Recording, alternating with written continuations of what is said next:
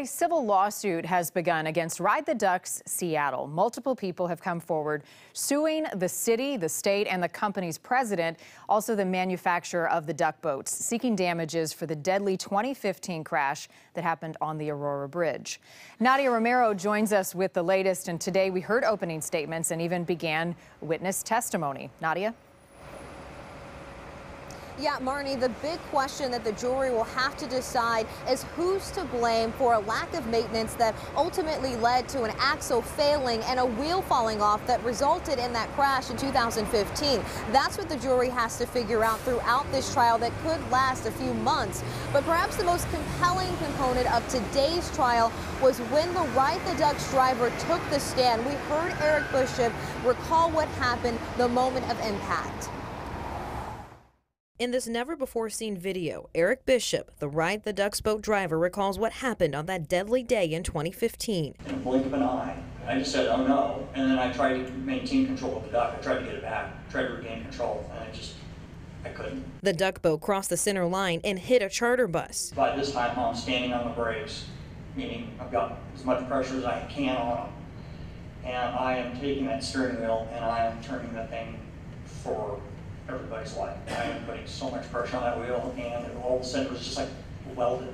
I couldn't move it. But leading up to the crash, Eric Bishop said his job was fun, driving while entertaining dozens of passengers at a time. Safety was my number one concern.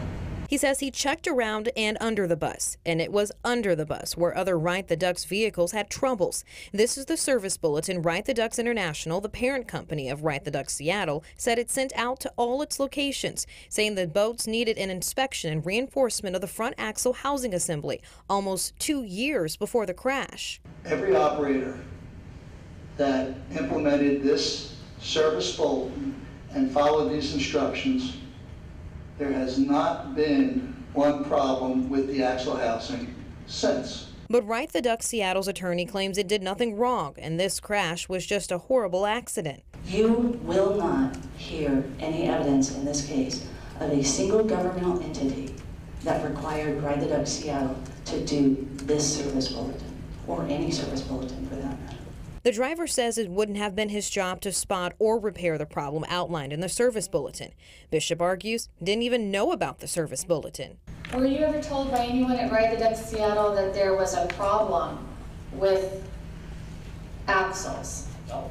Were you ever told that axles could fracture and fail? No. Were you ever told that the wheel could fall off of your vehicle while you were driving it? No. The blame game continued as lawyers from every party, local Ride the Ducks, the parent company Ride the Ducks International, and the attorneys for the victims all blamed the other for the resulting crash. But ultimately, Eric Bishop says he still blames himself. I'm still responsible for the safety of the passengers. So it is important to know that Eric Bishop, the driver of that duck boat, is involved in another lawsuit. In this particular case, he's a witness. But we learned from him today that he left the scene shortly after firefighters arrived. That may come up again in this trial and in other lawsuits in the future.